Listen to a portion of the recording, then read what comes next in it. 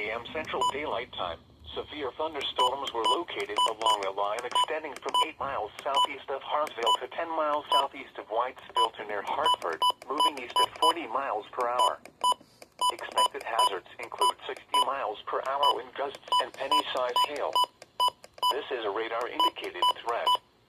The following impacts are expected. Expect damage to roofs, siding, and trees. Locations impacted include Hardensburg, Cloverport, Canaville, Concord, McCoy, Steph, Southeast Ree, Shreve, Buras, and Do Stop. For your protection, move to an interior room on the lowest floor of a building.